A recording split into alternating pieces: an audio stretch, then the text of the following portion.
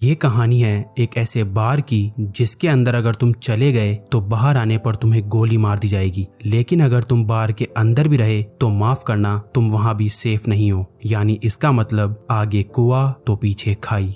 कहानी की शुरुआत में हमें एक बार को दिखाया जाता है जिसमें सर्जियो नाम का एक आदमी आता है। जिस समय सर्जियो बार के अंदर आता है ठीक उसी समय एक आदमी बार से बाहर निकलता है और जैसे ही वो आदमी बाहर जाता है उसे कोई गोली मार देता है और उसकी मौत हो जाती है। ये देखकर आसपास के सभी लोग वहां से भाग जाते हैं। किसी को नहीं पता कि गोली कहां से चली है और सड़कें पूरी तरह से सुनसान हो जाती है। बार के अंदर बहुत सारे लोग होते हैं और उन्हें नहीं पता कि अब इन्हें क्या करना चाहिए। उसी वक्त एक आदमी जिसका नाम सैतुर है वो पुलिस को कॉल करने की कोशिश करता है, लेकिन उसके फोन में नेटवर्क नहीं होता। अब बार के अंदर से एक आदमी उस मरे हुए आदमी को देखने बाहर जाता है, लेकिन अचानक उसे भी कोई गोली मार देता है, जिससे बार के अंदर खड़े सभी लोग बुरी तरह से डर जाते हैं। सभी इस बात से हैरान होते हैं कि किसी के फोन में नेटवर्क नहीं होता। बार के अंदर एक लड़की होती है जिसका नाम एलिना है। वो कहती है कि हमें टीवी पर न्यूज देखनी चाहिए। जब ये लोग टीवी पर न्यूज देखते हैं तो इस हादसे के बारे में टीवी पर कोई खबर नहीं होती और जैसे ही इन लोगों की नजर बाहर जाती है तो वहां से दोनों लाशें गायब हो जाती है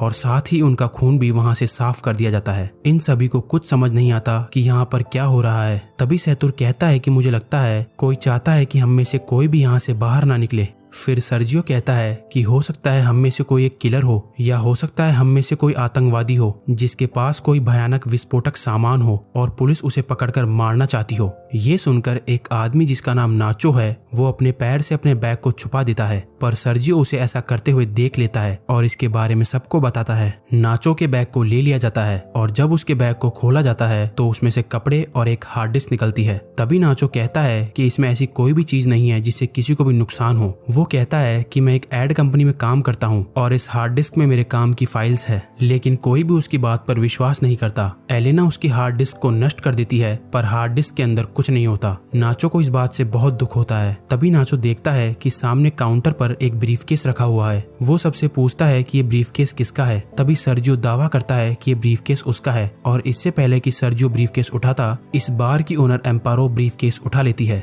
सर्जियो एम्पारो को ब्रीफकेस खोलने से मना करता है, लेकिन तभी एक आदमी जिसका नाम इजराइल है वो उस ब्रीफकेस को खोल देता है